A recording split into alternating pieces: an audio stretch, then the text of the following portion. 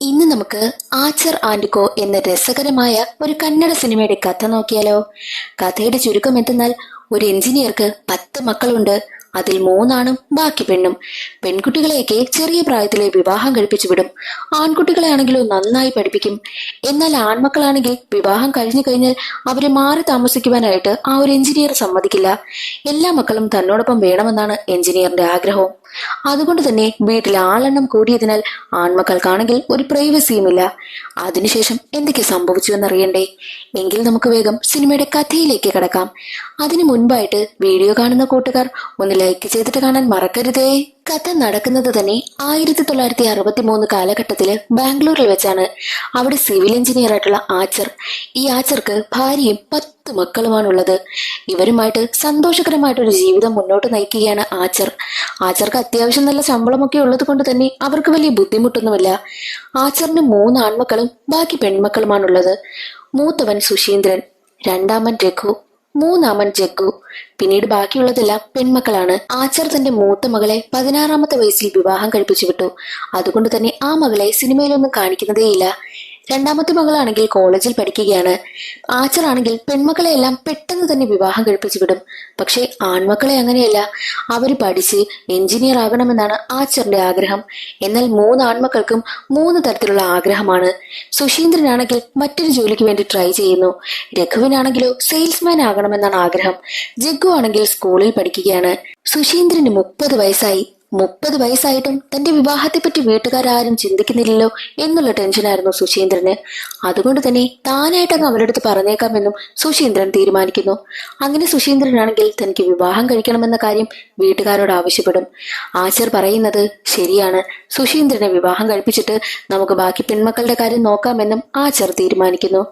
അങ്ങനെ ഇരിക്കെ തന്റെ വീട്ടിനടുത്തുള്ള ഒരു അങ്കിളാണെങ്കിൽ സുശീന്ദ്രന് വേണ്ടിയിട്ട് ഒരു പെൺകുട്ടിയുടെ ആലോചന കൊണ്ടുവരും. സുശീന്ദ്രനാണെങ്കിൽ ഒരുപാട് സന്തോഷമാകും. അവൻ സമ്മതിക്കുകയും ഒക്കെ ചെയ്യും. അന്നത്തെ കാലത്തെ ആചാരം വെച്ച് പെണ്ണും ചെറുക്കനും കാണുന്നത് വിവാഹ ദിവസമാണ്. അതിനു മുൻപ് അവർക്ക് നേരിട്ട് കാണുവാനോ സംസാരിക്കുവാനോ ഒന്നും തന്നെ പറ്റുന്നതേയില്ല. അങ്ങനെ സുശീന്ദ്രന്റെ വിവാഹ ദിവസം എത്തി. രണ്ടുപേരും അന്നാണ് പരസ്പരം കാണുന്നതും. പെൺകുട്ടിക്കാണെങ്കിൽ ആ പയ്യനെ കണ്ടതും അവളുടെ ആഗ്രഹത്തിനൊത്ത പയ്യനല്ല എന്നുള്ളത് അവളുടെ മുഖത്ത് നിന്ന് തന്നെ മനസ്സിലാക്കാം. അതുപോലെ തന്നെ സുശീന്ദ്രനും പെൺകുട്ടിയെ കണ്ടതും സുശീന്ദ്രന്റെ മുഖത്ത് നിന്നും അവനും ആ പെൺകുട്ടിയെ ഇഷ്ടമായിട്ടില്ല എന്നത് മനസ്സിലാക്കാൻ പറ്റും. എന്നാലും വീട്ടുകാർ കണ്ടുപിടിച്ചതല്ലേ, ഇനി കല്യാണം കഴിച്ചല്ലേ പറ്റൂ എന്നും സുശീന്ദ്രൻ ചിന്തിക്കുന്നു. സുശീന്ദ്രന്റെ വിവാഹം കഴിഞ്ഞ ഉടനെ തന്നെ അവന്റെ സഹോദരി ഉണ്ടല്ലോ കോളേജിൽ പഠിക്കുന്ന, ആ സഹോദരിയുടെ വിവാഹവും നടത്തുകയാണ് ആച്ചർ. പയ്യന്റെ വീട്ടുകാരാണെങ്കിൽ ഒരുപാട് സ്ത്രീധനം ചോദിക്കും. എങ്ങനെയെങ്കിലും ആച്ചറാണെങ്കിൽ സ്ത്രീധനമൊക്കെ കണ്ടെത്തി അവളെ വിവാഹം കഴിപ്പിച്ചും വിടും. സഹോദരിയുടെ വിവാഹം കൂടി നടക്കുന്നത് കാണുന്ന ആച്ചറിന്റെ മറ്റൊരു മകളായ സുമ പറയുന്നത്, ഞാനിങ്ങനൊന്നും ആയിരിക്കത്തില്ല വിവാഹം കഴിക്കുന്നത്. എനിക്കിഷ്ടമുള്ള ലണ്ടനിലുള്ള ഒരു പയ്യനെ മാത്രമേ ഞാൻ കല്യാണം കഴിക്കൂവെന്നും സുമ പറയുന്നു. അതിനുശേഷം അടുത്തതായിട്ട് വിവാഹം നടന്നത് രഘുവിന്റേതായിരുന്നു.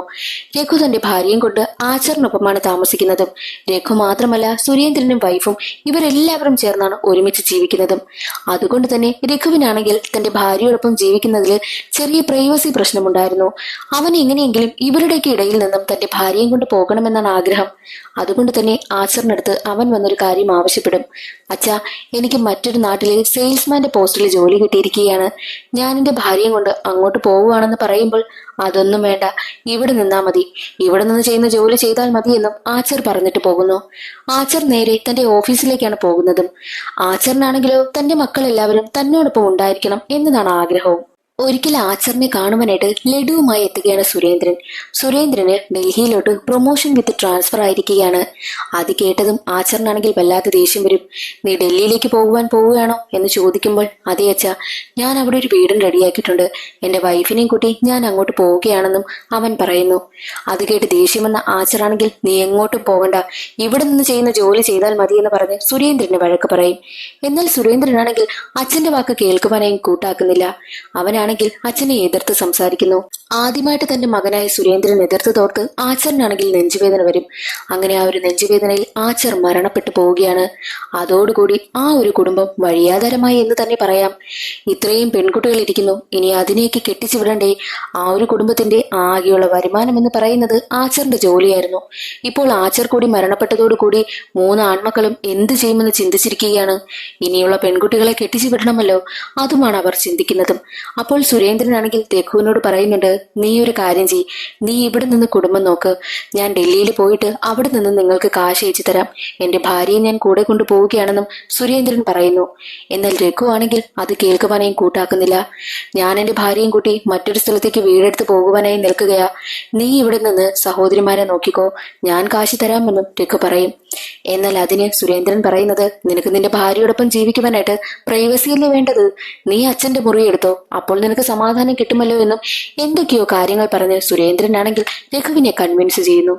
അങ്ങനെ രഘു നാട്ടിൽ നിൽക്കുവാനായും സമ്മതിക്കുകയാണ്. ഇവരുടെ ഇളയ അനിയനായിട്ടുള്ള ജഗ്ഗു ആണെങ്കിൽ ഡ്രാമ ട്രൂപ്പിലേക്ക് കയറിയിരിക്കുകയാണ്. 6 മാസത്തേക്ക് ശമ്പളമില്ല, എന്നാലും ഡ്രാമയിലേക്ക് അഭിനയിക്കാമല്ലോ, അതാണ് അവന്റെ ഇഷ്ടവും. സുമ 10ൽ തോറ്റത് കൊണ്ട് തന്നെ അവൾക്ക് എങ്ങും ജോലിയൊന്നും കിട്ടത്തില്ല. അവൾ പഠിച്ചിരുന്ന സ്കൂളിൽ വന്നിട്ട്, ടീച്ചറെ എനിക്കിവിടെ ടീച്ചറായിട്ട് ജോലി കിട്ടുമോ എന്ന് ചോദിക്കുമ്പോൾ ആ ടീച്ചർ പറയുന്നത്, നീ 10 പാസ്സായിരുന്നെങ്കിൽ നിനക്ക് ഇവിടുത്തെ കുട്ടികളെ പഠിപ്പിക്കുവാനായിട്ട് ജോലി കിട്ടുമായിരുന്നു. പക്ഷെ നീ ഇപ്പോൾ ഫെയിലല്ലേ, എങ്ങനെയായാലും നഴ്സറി കുട്ടികളെ പഠിപ്പിക്കാനായി പറ്റുമെന്നും ടീച്ചർ പറയുന്നു. അത് കേട്ടതും സുമയാണെങ്കിൽ ഇനി എന്ത് ചെയ്യാനാ, ചേട്ടന്മാരോട് എങ്ങനെയെങ്കിലും തന്നെ കെട്ടിച്ചു വിടാനായിട്ട് പറയാമെന്ന് തീരുമാനിച്ച് അവൾ വീട്ടിലേക്ക് പോകുന്നു. അടുത്ത ദിവസം മുതൽ വീട്ടിലുള്ള ജോലികളെല്ലാം ചെയ്യുന്നത് ആ വീട്ടിലുള്ളവരെല്ലാവരും ചേർന്ന. കാരണം അവരുടെ കയ്യിലാണെങ്കിൽ കാശൊന്നുമില്ലല്ലോ. മുൻപ് വേലക്കാരായിരുന്നു ജോലിയെല്ലാം നോക്കിയിരുന്നത്. ഇപ്പോൾ അച്ഛൻ മരിച്ചതോടുകൂടി വേലക്കാരെയും പറഞ്ഞു വിട്ടിരിക്കുകയാണ്. സുമ തനിക്ക് ലണ്ടനിലുള്ള പയ്യനെ വിവാഹം കഴിക്കണമെന്ന ആഗ്രഹം തന്റെ ചേട്ടനോട് പറയും. എന്നാൽ സുശീന്ദ്രനാണെങ്കിൽ അവളെ ഒരുപാട് വഴക്ക് പറയുകയാണ് ചെയ്യുന്നതും. അവരുടെ ഇപ്പോഴത്തെ സിറ്റുവേഷൻ ആണെങ്കിൽ വളരെ മോശമാണല്ലോ. പിന്നെ എങ്ങനെയാ ലണ്ടനിലുള്ള പയ്യനെ അവളെ കൊണ്ട് വിവാഹം കഴിപ്പിക്കുന്നത്? അടുത്ത ദിവസം ടെൻഷൻ അടിച്ച് ബസ് സ്റ്റോപ്പിൽ നിൽക്കുകയായിരുന്നു സുമ. അവളുടെ അടുത്തേക്ക് ഒരു പെൺകുട്ടി വരും. അവളൊരു സെയിൽസ് ഗേളാണ്. ഞാനൊരു 3 ചോദ്യം ചോദിക്കാമെന്നും ആ പെൺകുട്ടി പറയുന്നു. അത് കേട്ട് സുമ ചോദിക്കുന്നത്, അല്ല, ഈ 3 ചോദ്യം ചോദിക്കുന്നതാണോ നിങ്ങളുടെ ജോലി? എങ്കിൽ ഈ ജോലി എനിക്കും കൂടി വാങ്ങി തരുമോ എന്നും ആ പെൺകുട്ടിയോട് ചോദിക്കുന്നു. അടുത്ത ദിവസം മുതൽ ആ പെൺകുട്ടി ജോലി ചെയ്യുന്ന അതേ കമ്പനിയിൽ തന്നെയാണ് സുമയും കയറുന്നത്. അവളും ഓരോരോ വീടുകളിലായിട്ട് പോകും. അങ്ങനെ ഓരോരുത്തരടുത്തും 3 ചോദ്യം വീതം ചോദിക്കും. ചിലരാണെങ്കിൽ അവളെ അവിടെ നിന്ന് വഴക്ക് പറഞ്ഞു വിടും. ചിലരാണെങ്കിൽ ചോദ്യത്തിന് ഉത്തരം പറയും. അങ്ങനെ സുമയുടെ ജീവിതം മുന്നോട്ട് പോകുന്ന സമയത്ത് ഒരിക്കൽ സുമയാണെങ്കിൽ മറ്റൊരു വീട്ടിലേക്ക് എത്തുന്നു. ആ വീട്ടിലെ സോഫയൊക്കെ കണ്ട് സുമയാണെങ്കിൽ കണ്ണു തള്ളി നിൽക്കുകയാണ്. അപ്പോൾ ഒരു പെൺകുട്ടി അവിടേക്ക് ഇറങ്ങി വരും. അത് മറ്റാരുമല്ല, സുമയോടൊപ്പം പഠിച്ച സുമയുടെ കൂട്ടുകാരിയാണ്. കൂട്ടുകാരി സുമയോട് ചോദിക്കുന്നത്, നീ ഇത്രയും നാളായിട്ട് കല്യാണമൊന്നും കഴിച്ചില്ലേ? ഇപ്പോഴും ലണ്ടനിൽ നിന്ന് പയ്യൻ വരുമെന്ന് കാത്തിരിക്കുകയാണോ? എടേ, അങ്ങനെയൊന്നും ആരും വരത്തില്ല. ഞാനും ആദ്യം കരുതിയത് എനിക്ക് അമേരിക്കയിൽ നിന്നും പയ്യൻ വരുമെന്നാ. പക്ഷെ അമേരിക്കയിൽ നിന്നൊന്നും വന്നില്ല. നാട്ടിൽ നിന്ന് തന്നെ എനിക്ക് നല്ലൊരു ബന്ധം കിട്ടി. ദേ, ഞാൻ സമാധാനമായിട്ട് ജീവിക്കുക. നീ നാട്ടിൽ നിന്ന് തന്നെ ഒരു പയ്യനെ നോക്കെന്നും സുമയോട് പറയുന്നു. സുമയും അത് കേട്ട്, അത് പറയുന്നത് ശരിയാണല്ലോ, നാട്ടിൽ നിന്ന് തന്നെ നല്ലൊരു ബന്ധം നോക്കാം, എന്നിട്ട് നന്നായി ജീവിക്കാമെന്നും സുമയും ചിന്തിക്കുന്നു. അവൾക്കാണെങ്കിൽ വല്ലാത്ത ടെൻഷൻ. 10-27 വയസ്സ് കഴിഞ്ഞിട്ടുണ്ട്. ഇത്രയും വയസ്സായിട്ടും വിവാഹമൊന്നും നടക്കുന്നില്ലല്ലോ. ഇവരുടെയൊക്കെ സഹോദരനായിട്ടുള്ള ജഗ്ഗു ആണെങ്കിൽ താനൊരു ഡ്രാമ കമ്പനിയിലാണ് ജോലി ചെയ്യുന്നതെന്ന് ആരോടും പറഞ്ഞിട്ടില്ല. മറ്റൊരു ഫാക്ടറിയിലാണ് ജോലി ചെയ്യുന്നതെന്ന് കള്ളം പറഞ്ഞിട്ട് എന്നും രാവിലെ സുരേന്ദ്രനോടൊപ്പം സൈക്കിളിൽ വന്ന് ഒരു ഫാക്ടറിയുടെ മുന്നിൽ ഇറങ്ങും. സുരേന്ദ്രൻ പോയി കഴിഞ്ഞെന്ന് ഉറപ്പായ ഉടനെ തന്നെ അവിടെ നിന്നും തന്റെ ഡ്രാമ കമ്പനിയിലേക്കാണ് ജഗ്ഗു പോകുന്നതും. ഈ കാര്യമൊന്നും ആർക്കും അറിയത്തില്ല. അങ്ങനെ അവർ കഷ്ടപ്പെട്ട് സമ്പാദിച്ച് ഒരു ഡൈനിങ് ടേബിളൊക്കെ വീട്ടിലേക്ക് വാങ്ങിയിടും. അവരുടെ ജീവിതം സന്തോഷകരമായിട്ട് അങ്ങനെ മുന്നോട്ട് പോവുകയാണ്. സുമയ്ക്ക് വിവാഹത്തിന് ഇപ്പോൾ തയ്യാറാണെന്ന് എല്ലാവർക്കും അറിയാമല്ലോ. അതുകൊണ്ട് തന്നെ മൈസൂരിൽ നിന്നും ഒരു ആലോചന സുമയ്ക്ക് കൊണ്ടുവന്നിരിക്കുകയാണ് സുരേന്ദ്രൻ. സുമയോട് പറയുന്നുണ്ട്, ആ പയ്യനാണെങ്കിൽ PhD ഒക്കെ കഴിഞ്ഞു നിൽക്കുന്നതാ, നല്ല ആലോചനയാ. നമുക്ക് എന്തായാലും ആ പയ്യനെ പെണ്ണ് കാണാൻ വരുവാനായിട്ട് പറയാമെന്നും സുരേന്ദ്രൻ പറയുന്നു. അതനുസരിച്ച് അടുത്ത ദിവസം പയ്യനും പയ്യന്റെ അച്ഛനും അമ്മയും എല്ലാം പെണ്ണ് കാണുവാനായി എത്തുകയാണ്. പയ്യനാണെങ്കിൽ കുറച്ച് സ്ട്രിക്റ്റ് ആയതുപോലെയാണ് ഇരിക്കുന്നതും. സുമയെ കാണുന്നതും അവർക്ക് ഒരുപാട് ഇഷ്ടമാകും. പെൺകുട്ടി ഡിഗ്രി എവിടെയാ കംപ്ലീറ്റ് ചെയ്തത് എന്ന് ചോദിക്കുമ്പോൾ സുരേന്ദ്രൻ പറയുന്നത്, അവൾ ഡിഗ്രിക്കൊന്നും പോയില്ല, 9 വരെ പോയിട്ടുള്ളൂ, 10ൽ ഫെയിലാണെന്നും സുരേന്ദ്രൻ പറയും.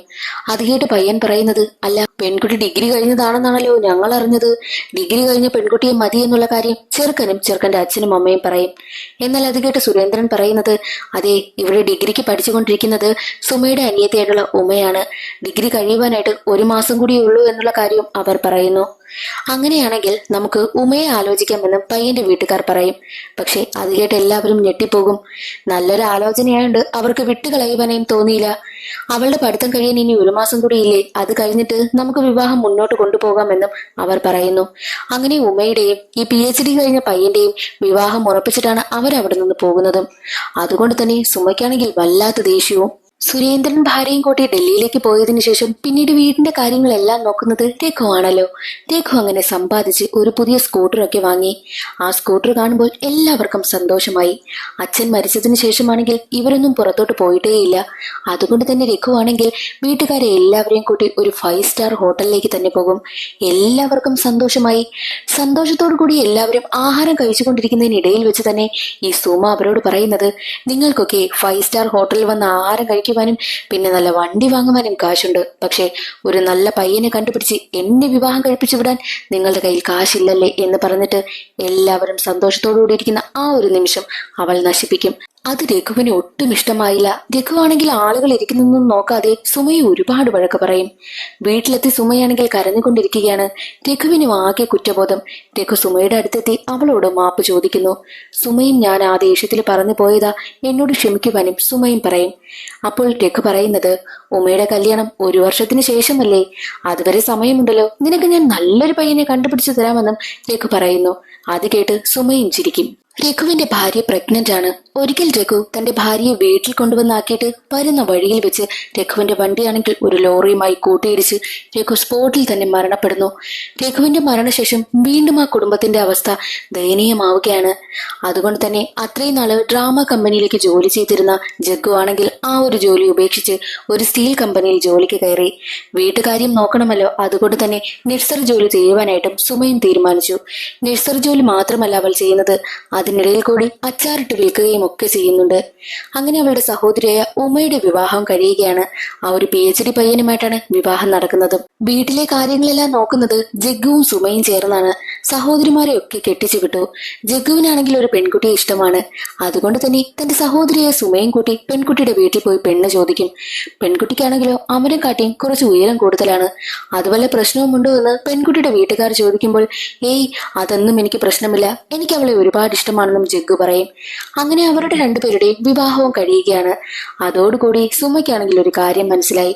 10-30 വയസ്സായി, ഇനി തനിക്ക് വിവാഹമൊന്നും നടക്കില്ല. അതുകൊണ്ട് തന്നെ താൻ ഇനി വിവാഹത്തിനെ പറ്റി ചിന്തിക്കേണ്ടെന്ന് വിഷമിച്ചു നിൽക്കുകയാണ് സുമ. അതേ സമയമായിരുന്നു ഉമ കരഞ്ഞുകൊണ്ട് വീട്ടിൽ വരുന്നതും. ഉമയെ PhD കാരനാണല്ലോ കല്യാണം കഴിച്ചിരിക്കുന്നത്. എന്നാൽ ആ PhD കാരനുമായിട്ട് ഉമയ്ക്ക് എന്തോ പ്രശ്നം. അതുകൊണ്ട് തന്നെ അവൾ പിണങ്ങി വീട്ടിലേക്ക് വന്നിരിക്കുകയാണ്. പക്ഷേ സുമ പറയുന്നത്, വിവാഹം കഴിഞ്ഞു പോയ പെൺകുട്ടിയല്ലേ നീ, അങ്ങനെ വന്നു നിൽക്കുന്നത് ശരിയല്ല. എന്ത് പ്രശ്നമുണ്ടെങ്കിലും നിങ്ങൾ തമ്മിൽ പറഞ്ഞ് പരിഹരിച്ച് നല്ല സന്തോഷത്തോടു കൂടി മുന്നോട്ട് പോകണമെന്നും അവൾ ഉമയെ ഉപദേശിക്കുന്നു. അങ്ങനെ ഉമയാണെങ്കിൽ തിരിച്ചാ പയ്യന്റെ വീട്ടിലേക്ക് തന്നെ പോകും. ഒരിക്കൽ ജഗ്ഗുവിന്റെ കൂട്ടുകാരനാണെങ്കിൽ വെറുതെ ജഗ്ഗുവിന്റെ വീട്ടിലേക്ക് വരും. എല്ലാവരും കരുതിയത് വെറുതെ വന്നതെന്നാ. പക്ഷെ അല്ല, അവനൊരു ഉദ്ദേശമുണ്ട്. അവന് ജഗ്ഗുവിന്റെ ഒരു സഹോദരിയെ ഇഷ്ടമാ. അതാരാണെന്നാണ് എല്ലാവരും ഞെട്ടി നിൽക്കുന്നത്. ഇനി വിവാഹം കഴിക്കാനുള്ളത് ഏറ്റവും ഇളയ സഹോദരിയായിട്ടുള്ള ലീലയാണ്. സുമയുടെ കഴിഞ്ഞിട്ടില്ല. സുമയാണല്ലോ കുടുംബം നോക്കുന്നതും. ലീലയാണ് തനിക്ക് ഇഷ്ടമെന്ന് ജഗ്ഗുവിന്റെ കൂട്ടുകാരൻ പറയും. എന്നാൽ ലീലയ്ക്കാണെങ്കിലോ അവനെ ഒട്ടും ഇഷ്ടമേ അല്ല. ഇവനെ ഇപ്പോൾ വിവാഹം കഴിക്കുന്നത് നല്ലത്, ഇല്ല എന്നുണ്ടെങ്കിൽ തനിക്ക് വേറെ വിവാഹം നടന്നില്ലെങ്കിലോ എന്ന് ചിന്തിച്ച് ലീലയാണെങ്കിൽ ആ ഒരു വിവാഹത്തിന് സമ്മതിക്കും. അങ്ങനെ രണ്ടുപേരുടെയും വിവാഹത്തിന്റെ ഒരുക്കങ്ങളൊക്കെ നടക്കുകയാണ്. വിവാഹത്തിൽ പങ്കെടുക്കുന്നതിന് വേണ്ടിയിട്ട് ഉമയും വരും. പക്ഷേ ഉമയുടെ കയ്യിലാണെങ്കിൽ ഒരുപാട് മുറിവുകൾ ഉണ്ടായിരുന്നു. അത് സുമ കാണും. ഇതെന്ത് പറ്റിയതാ എന്ന് ചോദിക്കുമ്പോൾ അവളുടെ ഭർത്താവ് അവളെ എന്നും ഉപദ്രവിക്കും എന്നുള്ള കാര്യം സുമയോട് ഉമ പറയും. എന്നാൽ അത് കേട്ട് സുമയ്ക്ക് വല്ലാതെ ദേഷ്യം വരും. അവൻ എന്താ ഇങ്ങനെയൊക്കെ കാണിക്കുന്നത് എന്നവൾ ചോദിച്ചിട്ട് ഉടനെ തന്നെ അവളുടെ ഭർത്താവിനെ വിളിച്ച് ഒരുപാട് വഴക്ക് പറയും. നീയൊക്കെ ഒരു ആണാണോ, ഇങ്ങനെ പെണ്ണിനെയൊക്കെ ഉപദ്രവിക്കുന്നത് ശരിയാണോ എന്നൊക്കെ ചോദിച്ച് അവൾ ഒരുപാട് വഴക്ക് പറയും. അതിനൊന്നും അയാൾക്ക് മറുപടിയില്ലായിരുന്നു. കല്യാണ പെണ്ണിനെ മണ്ഡപത്തിലേക്ക് കൂട്ടിക്കൊണ്ടു പോകുവാനായിട്ട് എല്ലാവരും റൂമിലേക്ക് എത്തുന്ന സമയം ലീല അവിടെയില്ല. ലീലയെ അന്വേഷിച്ചപ്പോഴാണ് ഒടുവിൽ അവൾ ജോലി ചെയ്യുന്ന ബാങ്കിലിരിക്കുന്ന കാര്യം അറിയുന്നതും. അതും കല്യാണ വേഷത്തിലാണ് ഇരിക്കുന്നത്. പയ്യനും പിന്നെ അവളുടെ ചേച്ചിയും സഹോദരങ്ങളും എല്ലാവരും കൂടി ബാങ്കിലേക്ക് എത്തും. സുമയോട് അവൾ പറയുന്നത് അവൾക്ക് ഈ വിവാഹത്തിന് താല്പര്യമില്ല എന്ന്. എന്നാൽ സുമയാണെങ്കിൽ നിങ്ങൾ രണ്ടുപേരും ഒന്ന് സംസാരിക്കേ, എന്നിട്ട് ബാക്കി തീരുമാനിക്കാമെന്ന് പറഞ്ഞിട്ട് സുമ അവിടെ നിന്ന് പോകുന്നു. ലീലയോട് ആ പയ്യൻ പറയും, കഴിഞ്ഞ 10 വർഷമായിട്ട് ഞാൻ നിന്നെ മാത്രമാ സ്നേഹിക്കുന്നത്. നിന്റെ പുറകെ ഞാൻ ഒരുപാട് നടന്നു.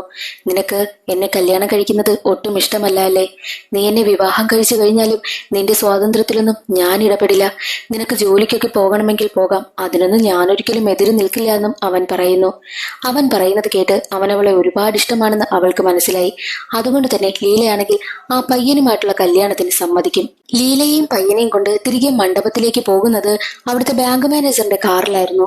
ബാങ്ക് മാനേജർ സുമയോട് ചോദിക്കും, സുമേ, നീ ഉണ്ടാക്കുന്ന അച്ചാറുകളെല്ലാം ഞാൻ കഴിച്ചിട്ടുണ്ട്. നിന്റെ സഹോദരി കൊണ്ടുവന്ന് തന്നതാ. എല്ലാം എന്ത് ടേസ്റ്റാ. നിനക്കാണെങ്കിൽ അച്ചാറിന്റെ ബിസിനസ് ആരംഭിച്ചൂടെ? ഞാൻ വേണമെങ്കിൽ ലോൺ തരാമെന്നും ആ ഒരു ബാങ്ക് മാനേജർ പറയും. ബാങ്ക് മാനേജർ പറയുന്നത് കേട്ടിട്ട് അയാൾ പറയുന്നത് ശരിയാണല്ലോ എന്ന് സുമ ചിന്തിക്കും. അവിടെ മുതലാണ് സുമയുടെ ജീവിതം മാറുന്നതും. അങ്ങനെ സഹോദരിയുടെ വിവാഹം നല്ല രീതിക്ക് കഴിഞ്ഞു. സുമയാണെങ്കിലോ ബാങ്ക് മാനേജർ പറഞ്ഞതുപോലെ തന്നെ ലോൺ എടുത്ത് അച്ചാറിന്റെ ബിസിനസ് ആരംഭിച്ചു. ആദ്യം ഒരു 8 എംപ്ലോയീസിനെ വെച്ചാണ് അവൾ ബിസിനസ് ആരംഭിച്ചത്. പിന്നീട് അത് വളർന്നു വലുതായി ഒരു വലിയ ഫാക്ടറിയായി മാറും. ഒരുപാട് എംപ്ലോയീസും അവൾക്ക് ഒരുപാട് ലാഭമൊക്കെ വന്നു തുടങ്ങി. അങ്ങനെ അവളുടെ കുടുംബം സന്തോഷകരമായി മുന്നോട്ട് പോവുകയാണ്. എങ്ങനെയാണോ അച്ഛൻ മുൻപ് കുടുംബം നോക്കിയിരുന്നത്, അതുപോലെ തന്നെയാണ് സുമ ഇപ്പോൾ അവളുടെ കുടുംബം നോക്കുന്നതും. സുമയുടെ സഹോദരിയായ ഉമയ്ക്കാണെങ്കിൽ അവളുടെ ഭർത്താവിനൊപ്പം മുന്നോട്ട് പോകാൻ പറ്റില്ല എന്ന് സുമയ്ക്ക് മനസ്സിലായി. അതുകൊണ്ട് തന്നെ അവളാണെങ്കിൽ ഉമയ്ക്ക് ഡിവോഴ്സും വാങ്ങി നൽകി. ഡിവോഴ്സിന് ശേഷം സുമയും ഉമയും ചേർന്നാണ് ആ ഒരു അച്ചാർ ഫാക്ടറി മുന്നോട്ട് കൊണ്ടുപോകുന്നതും. സുമയ്ക്കാണെങ്കിൽ ലണ്ടനിലുള്ള ഒരു പയ്യനെ വിവാഹം കഴിക്കണമെന്ന് ആഗ്രഹമുണ്ടായിരുന്നല്ലോ. അവളുടെ ഏറ്റവും വലിയ ആഗ്രഹം ലണ്ടനിലുള്ള പയ്യനെ വിവാഹം കഴിക്കണമെന്നല്ല, ലണ്ടനിൽ പോകണം എന്നതായിരുന്നു. അതിനു വേണ്ടിയിട്ടുള്ള ഒരേ ഒരു വഴി ലണ്ടനിലുള്ളവനെ കല്യാണം കഴിക്കുകയല്ലേ. സുമയ്ക്കാണെങ്കിൽ ഇപ്പോൾ വിവാഹമൊന്നും ആകുന്നില്ലല്ലോ. അതുകൊണ്ട് തന്നെ സുമ വിവാഹം എന്ന സ്വപ്നമെല്ലാം ഉപേക്ഷിച്ച് തന്റെ സന്തോഷത്തിനു വേണ്ടി ജീവിക്കുകയാണ്. അവളുടെ ഏറ്റവും വലിയ ആഗ്രഹമായ ലണ്ടനിലേക്ക് അവൾ അവളുടെ സഹോദരിയായിട്ടുള്ള ഉമയും കൂട്ടി പോകും. ആ ഒരു സ്വപ്നവും അവൾ അങ്ങനെ സാക്ഷാത്കരിക്കുകയാണ്. അവരവരുടെ അച്ചാർ ഫാക്ടറിക്ക് പേര് കൊടുത്തിരിക്കുന്നത് അവരുടെ അച്ഛന്റെ പേരാണ്. ആച്ചർ ആൻഡ് കോ എന്ന കമ്പനിയുടെ പേരും കാണിച്ചുകൊണ്ട് സിനിമയുടെ കഥ ഇവിടെ അവസാനിക്കുന്നു. ഇന്നത്തെ ഈ ഒരു വീഡിയോ എല്ലാവർക്കും ഇഷ്ടമായി എന്ന് കരുതുന്നു. ഇഷ്ടമായാൽ ഒന്ന് ലൈക്ക് ചെയ്ത് സപ്പോർട്ട് ചെയ്യാനും ചാനൽ ഇഷ്ടമായാൽ സബ്സ്ക്രൈബ് ചെയ്യാനും മറക്കരുതേ. അടുത്തൊരു സിനിമയുടെ കഥയിൽ കാണാം. അതുവരെ എല്ലാ കൂട്ടുകാർക്കും ബൈ.